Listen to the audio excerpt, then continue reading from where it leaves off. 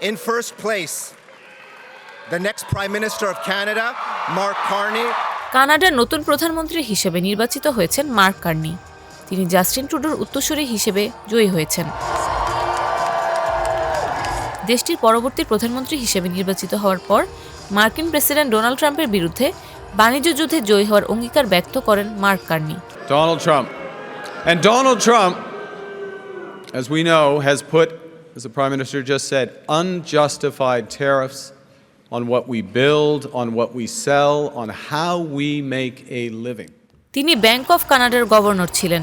59 বছর বয়সী কার্নি বিজয়ী হওয়ার পর এক বক্তৃতায় ট্রাম্পকে আক্রমণ করে বলেন, তিনি কানাডার ওপর শুল্ক আরোপ করেছেন এবং বলেছেন যে কানাডাকে যুক্তরাষ্ট্রের 51তম রাজ্যে পরিণত করতে চান, কিন্তু আমেরিকানদের কোনো ধরনের ভুল করা উচিত নয়।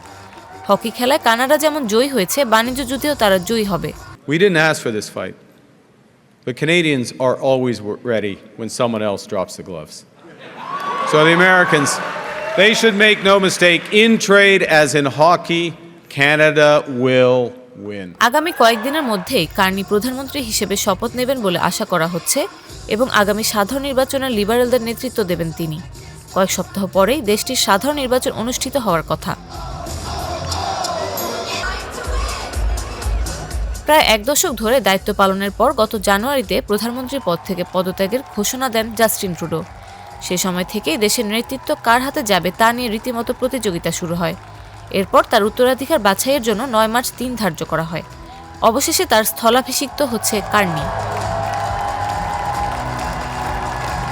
ভোটারদের কাছে জনপ্রিয়তা কমে যাওয়া, বিশেষ করে আবাসন সংকট এবং জীবনযাত্রার ক্রমবর্ধমান ব্যয়ের কারণে ট্রুডোর প্রতি মানুষের হতাশার কারণে পদত্যাগের জন্য অভ্যন্তরীণ চাপের সম্মুখীন হয়েছিলেন তিনি।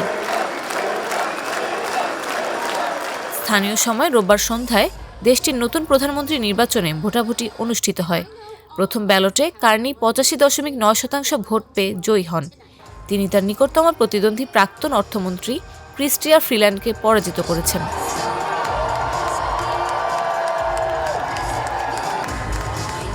দেশটিতে যিনি হাউস অব কমন্সের সবচেয়ে বড় দল লিবারেল পার্টির প্রধান হবেন, তিনি দেশটির প্রধানমন্ত্রী হন।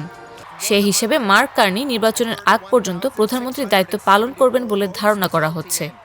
He's attacking Canadian families, workers and businesses, and we cannot let him succeed.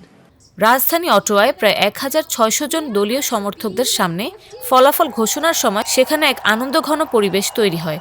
লোকজন উল্লাস করতে থাকেন এবং কার্নিকে স্বাগত জানান। দলের পক্ষ থেকে জানানো হয়েছে যে এই নির্বাচনে 1.5 লাখেরও বেশি মানুষ ভোট দিয়েছেন।